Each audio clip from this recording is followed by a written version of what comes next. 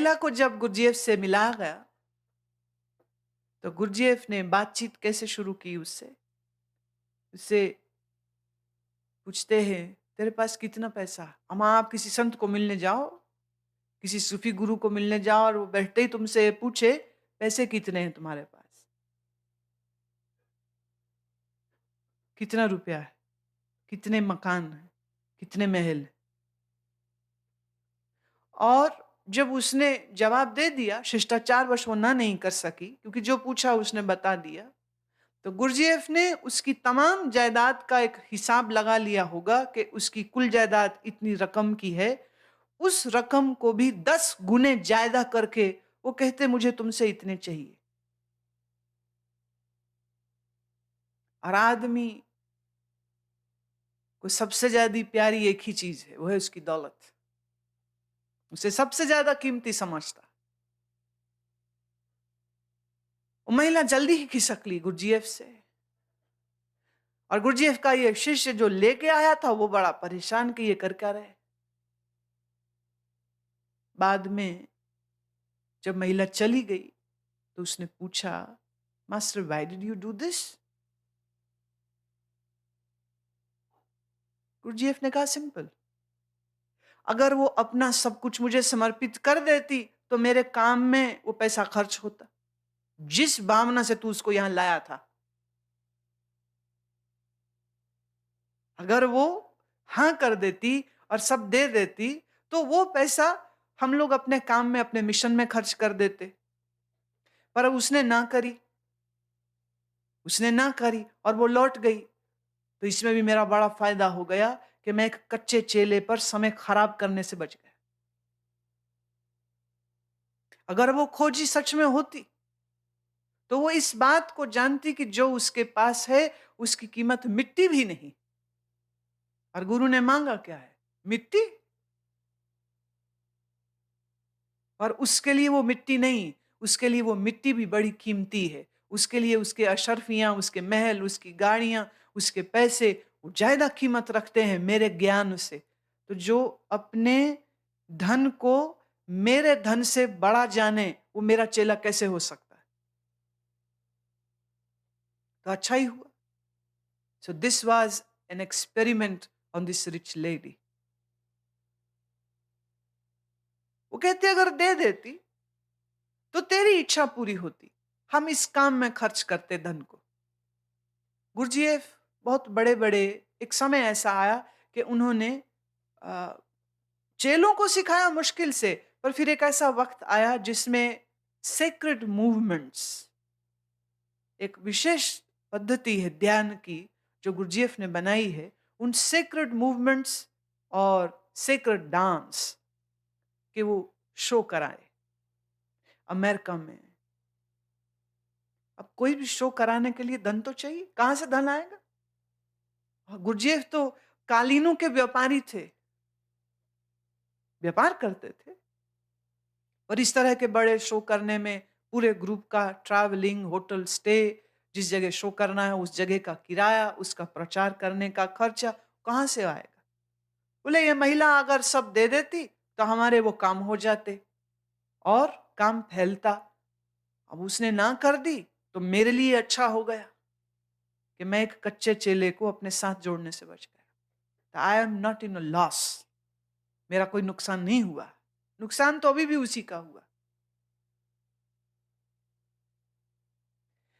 पहले श्लोक में, गीता में आज जो सुबह हमने श्लोक किया था उसमें भगवान ने एक बात की थी कि जो विजितात्मा, जिसने शरीर को अपने वश में किया,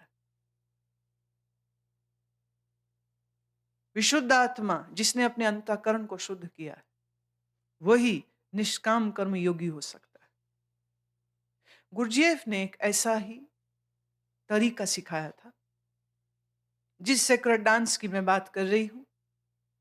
यूं समझिए कि कोई 15-16 लोग मंच पर होते। उस डांस के लिए गुरजीएफ खुद म्यूजिक कंपोज कराते और बेहतरीन म्यूजिक स्कोर।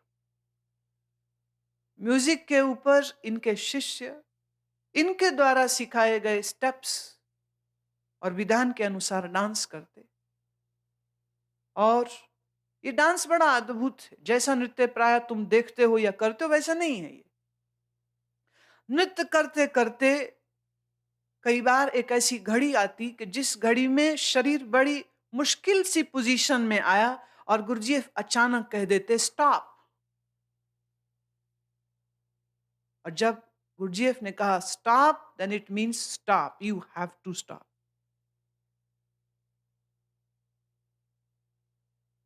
न्यूयॉर्क में एक शो हो रहा था सेक्रेड डांस का, और एक समय ऐसा आया जिसमें सब नर्तक बहुत तेजी से घूम रहे थे और मंच के किनारे तक पहुंच गए।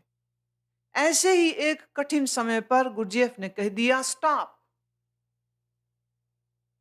नर्तकों के पांव लगभग जमीन से ऊपर उठे हुए और ऊपर हवा में ही कह दिया स्टॉप। पांव नीचे आने तक का मौका नहीं दिया। सब के सब नर्तक मंच से नीचे गिरे, पर यूं गिरे जैसे कोई लकड़ी का पोल गिर जाए। देखने वाले स्तब्ध रह गए, क्योंकि ऐसा नृत्य ना उन्होंने कभी देखा था ना सुना था। गुरुजीएफ कहते शरीर अगर तुम्हारा है तो इस शरीर के ऊपर तुम्हारा काबू होना चाहिए। अगर कहा स्टॉप तो ये धारणा की एक पद्धति होती। Stop means stop, not only physically stop but mentally stop, क्योंकि शरीर हरकत बाद में करता है, पहले हरकत तुम्हारा मन करता है। और गुरुजीएफ ने जब कहना स्टॉप तो स्टॉप मतलब मन भी ठहरे और शरीर भी ठहर जाए, सब ठहर जाए।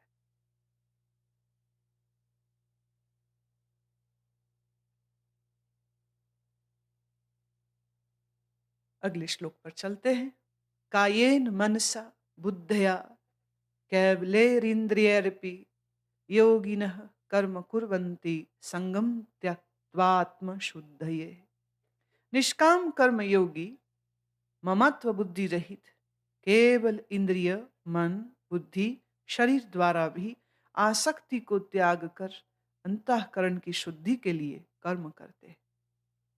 पहली बात, योगिनः केवले इंद्रिय, निष्काम कर्म योगी यह जानता है कि इंद्रियां केवल अपना व्यवहार कर रही है, मन बुद्धि और शरीर से वो आसक्ति को त्यागता है। मनसा बुद्धया कायेन अपि संगम त्यक्तवा, अपने शरीर से मन से इंद्रिय से वो अपनी आसक्ति की डोर को तोड़ देता है। अब बिना किसी फलाकांक्षा के वो जो कर्म करता है उस कर्म से अपने अंतःकरण को शुद्ध करता जा रहा है। इसी को सेवा कहते हैं। कई बार कई लोग बोलते हैं हम गुरु जी की सेवा कर रहे हैं, गुरु की सेवा कर रहे हैं। ऐसे गुरु पे एहसान कर रहे हैं? क्या सेवा गुरु के लिए कर रहे हैं? इसका मतलब गुरु को तुम्हारी जरूरत है?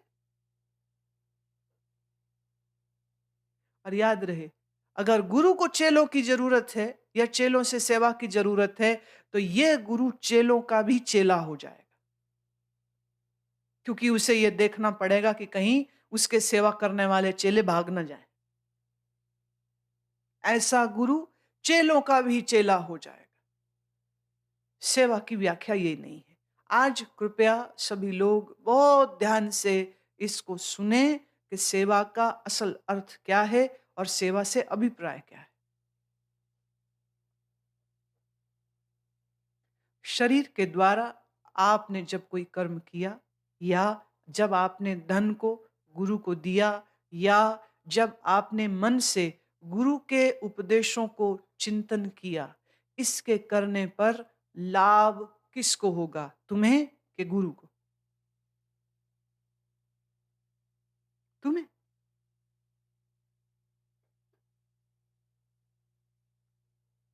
झाड़ू लगाया, एक उदाहरण देती हूँ।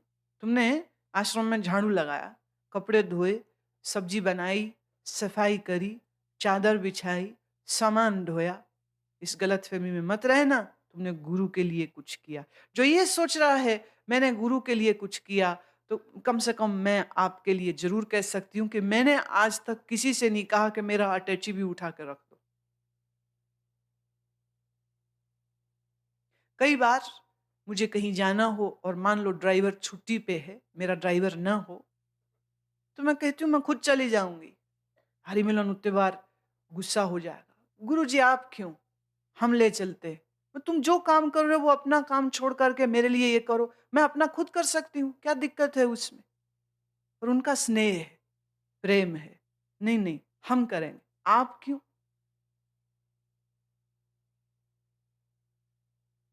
ऐसा बोलने से क्या वो मेरे पे एहसान कर रहा है या अपने पे? उसे आनंद है कि वो हमारी गाड़ी चलाए, उसे आनंद है कि वो हमारे लिए सब्जी बनाए या कुछ भी करे। गुरु पंगु नहीं है। सत्य तो यह है, आज के इस कलिकाल को देखकर और चेलों के बिगड़ते हुए मन और स्वभाव और उड़ती हुई श्रद्धा को देखकर हम तो और चौकस हो गए, और भी चौकस है। किसी भी एक कार्य के लिए हम किसी पर निर्भर होना ही नहीं चाहते, किसी के ऊपर। आप हो, आपका प्रेम है सिर माथे पर हमारे, आप जाना चाहो बड़ी खुशी से जाओ। तुम कहो मुझे मुझे लाभ मिल रहा है, गुरु के पास होने का अवसर मुझे मिल रहा है, झाड़ू लगा पा रहा हूं। झाड़ू तुम बाहर सड़क पर नहीं लगाते हो।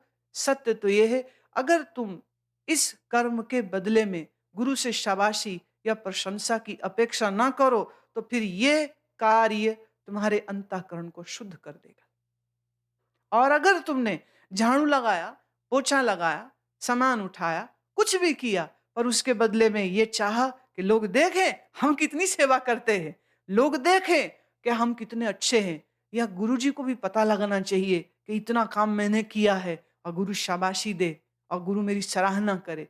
अगर तुम्हारे दिल की गहराई में ये बातें छिपी हैं, तो समझो तुमने काम किया है, सेवा नहीं। और जो तुमने काम किया है, इससे तुम्हारा अंतःकरण शुद्ध नहीं होगा, साफ नहीं होगा, क्योंकि अहंकार की मैल और आ गई। मैंने किया, मैं सेवा करता हूं। वो कहानी याद है ना, एक महात्मा जी मरे, एक बुढ़ी माता सालों से उनकी सेवा करती रही। महात्मा जी को लेने आकाश से एक विमान आया, महात्मा जी को उसमें बैठाया गया, और सब लोग देख रहे हैं कि महात्मा जी की रूह उस विमान में बैठ रही है। सब लोग कह रहे वाह वाह वाह, हमारे गुरु महाराज कितने पहुंचे हुए हैं। जैसे ही विमान महात्मा जी को लगा लेके उड़ने, बुढ़िया ने मारी छलांग और विमान को पकड़ लिया। अब लोग देख रहे, महात्मा जी उड़ रहे, विमान उड़ रहा, बुढ़िया भी उड़ रही। सबने कहा जय हो। वो देखो, वो बुढ़ी महात्मा माता भी महात्मा जी के साथ स्वर्गों को जा रही। बूढ़ी ने बात सुनी, हाथ घुमा के कहती ऐसे ही नहीं आ रही हूं, सेवा की थी। वो भूल गई कि जो हाथ खोले उसने, धड़ाम से नीचे जा गिर।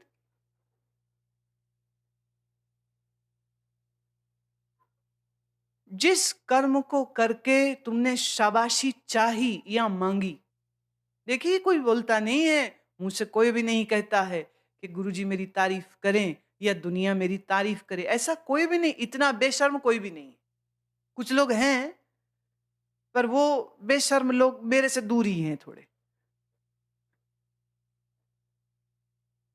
खुदा के फजल से ऐसे बेशर्मों के साथ मेरा पाला नहीं पड़ता।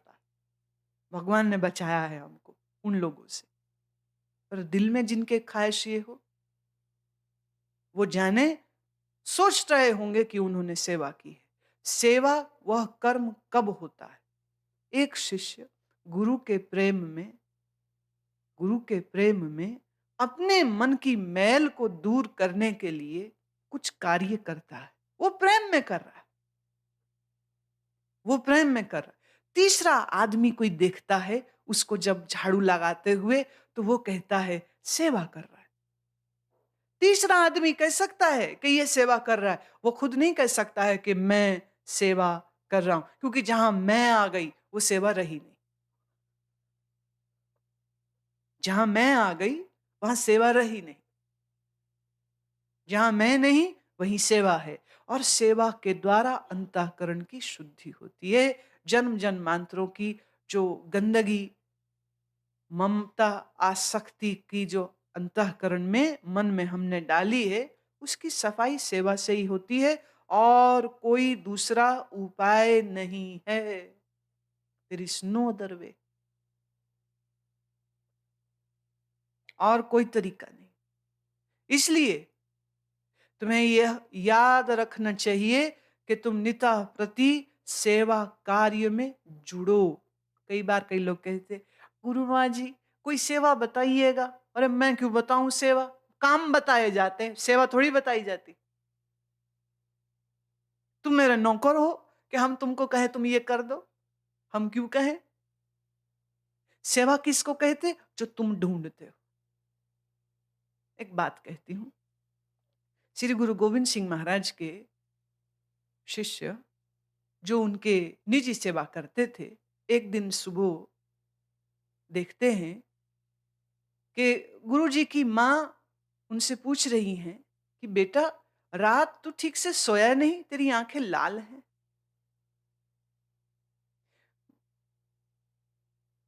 अब ये जो सेवादार था, रात बिस्तर उसी ने बिछाया है।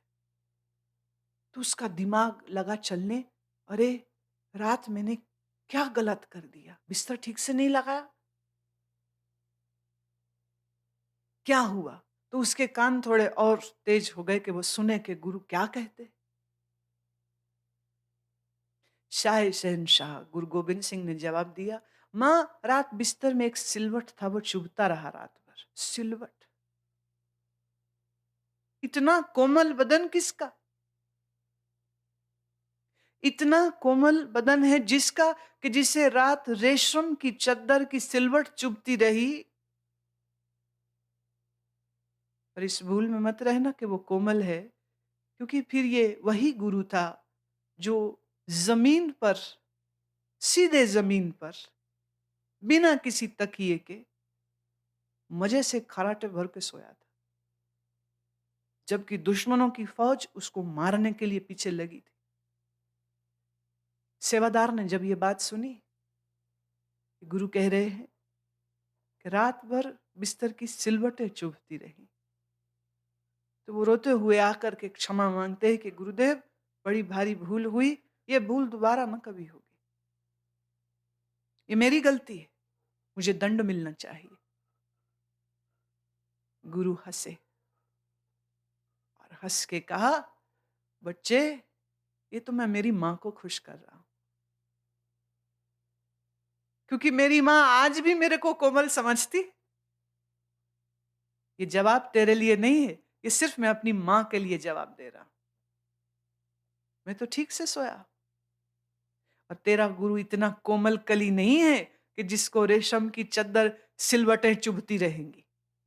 ये मां को खुश, मां लाड में पूछ रही है, लाड में मैंने उसको उत्तर दे दिया। लेकिन सेवादार का ये फर्ज था, और उसने भली भांति प्रकार से उसको भी सीरियसली समझा। और उस दिन के बाद से कहते, जितने बार वो बिस्तर लगाता तो सैकड़ों बार हाथ बिस्तर पर मारता कि कोई सिलवट रह न जाए। गुरु ने नहीं कहा ऐसा कर, पर वो कर रहा है। जो कह के कराया जाए वो सेवा नहीं होती, वो काम होता है।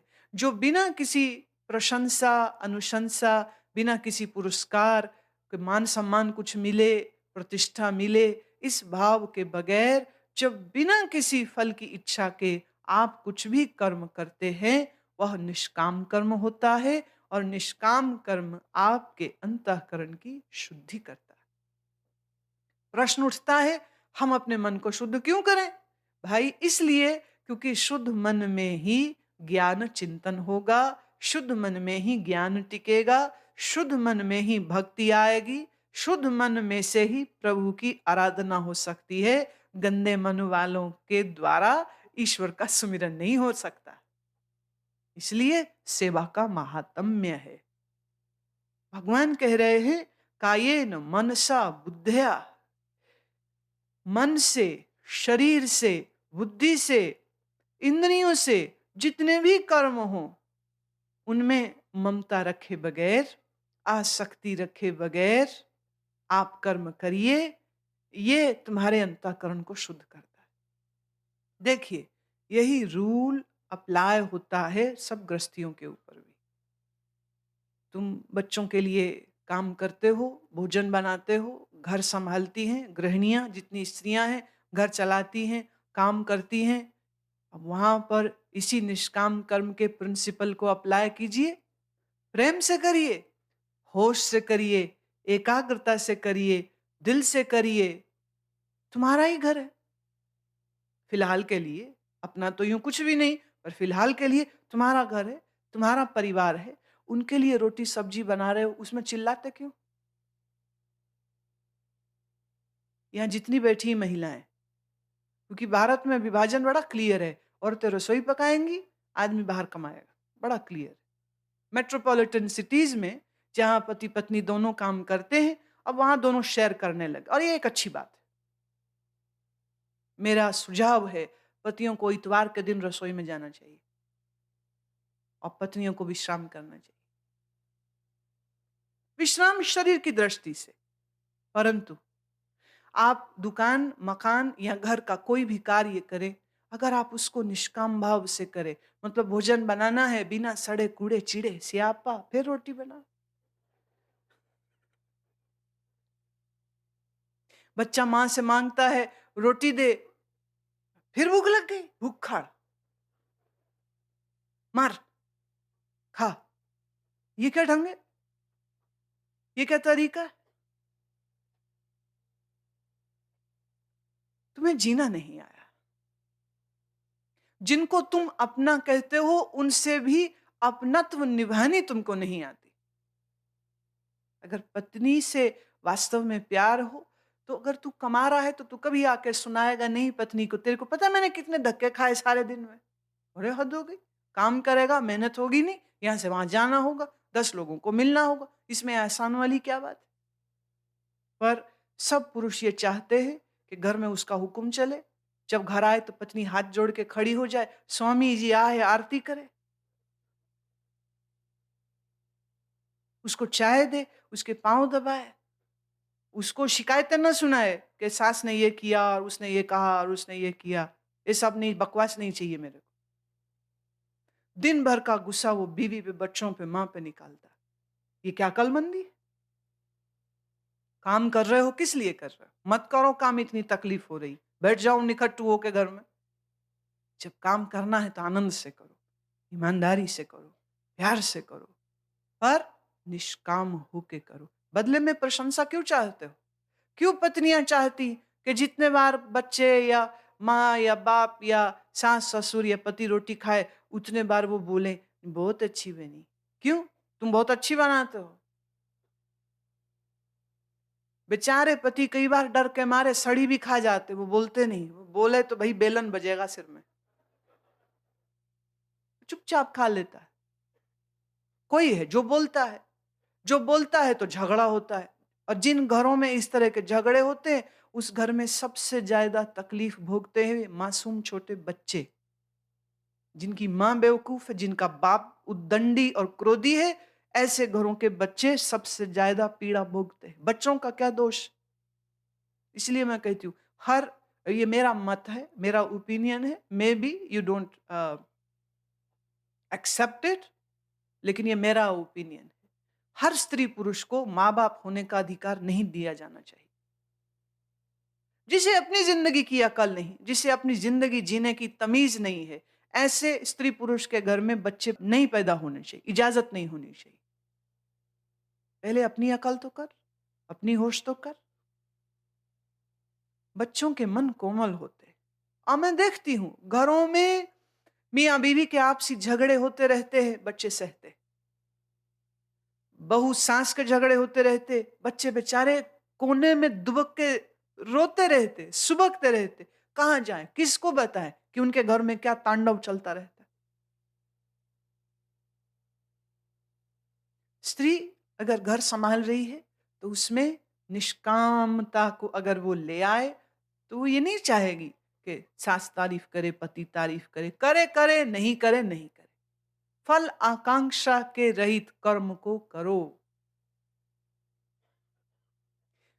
पुरुष जो कमा रहे हैं, फल आकांक्षा के बगैर मत चाहो कि तुम्हारी पत्नी और घर के सब लोग तुम्हारे ताबेदार बन के खड़े रहे, जो तुम कहो वही सत्य वचन। क्यों? कमा रहे हो तो तुम्हारा आनंद नहीं होना चाहिए?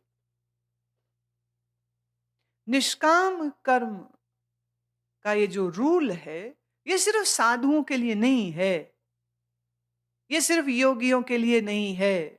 और सच बात तो ये है, ना अर्जुन योगी है, ना अर्जुन साधु है, ना अर्जुन त्यागी है, और स्वयं श्री कृष्ण भी ना त्यागी हैं ना सन्यासी हैं। तो गीता का उपदेश तो मेरी दृष्टि से एक गृहस्थी दूसरे गृहस्थी को दे रहा है। श्री कृष्ण कितनी पत्नियां हैं उनकी, राज्य है, परिवार है।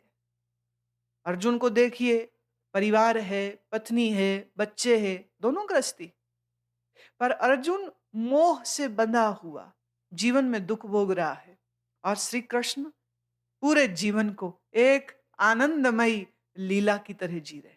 दोनों गृहस्थी हैं, दोनों पत्नी वाले हैं, परिवार वाले हैं, लेकिन श्री कृष्ण की महिमा देखो, उनकी मौज और उनका आनंद देखो, और अर्जुन की हालत देखो, दोनों में कितना बड़ा भेद है। श्री कृष्ण यही भेद मिटाने की कोशिश कर रहे हैं, अर्जुन को समझाने की कोशिश कर रहे। शरीर से कर्म करो, मन से कर्म हो, इंद्रियां व्यवहार करें, पर तू ममता को, आसक्ति को बाहर कर ले, ममता रहित होके कर्म कर। युक्तः कर्म फलम त्यक्त्वा वा शांतिमाप्नोति नैष्टिकम्, अयुक्तः काम कारेण फले सक्तो निबध्यते। निष्काम कर्म योगी कर्म के फल को परमेश्वर के अर्पण करके भगवत प्राप्ति रूप शांति को प्राप्त होता है, और सकामी पुरुष फल में आसक्त हुआ कामना के द्वारा बंधता है, फल में बंधता है। इसलिए निष्काम कर्म योग ही सर्वोत्तम। युक्त कर्म फलम त्यक्त्वा, युक्तिपूर्वक कर्म करे, do it correctly and do it rightly. खाना बनाना पड़े, पंजाबी में कहते फाना वड्डो, समझ लगी? मुसीबत नहीं है, झमेला नहीं देखो। भोजन बनाए तो बहुत तरीके से, बड़े तरीके से खिलाए, तो बड़ी मिठास से, बड़े तरीके से घर बनाए, तो बड़े सुंदर तरीके से युक्तिपूर्वक घर को चलाओ, युक्तिपूर्वक अपने कर्मों को करो। Don't live unaesthetically. शरीर है, साफ रखो, सुंदर रखो, स्वस्थ रखो इसे। ये तुम्हारा कर्तव्य है शरीर के प्रति। It is your moral duty to keep your body healthy, to keep your body clean. शौच, शुचिता के साथ जिए।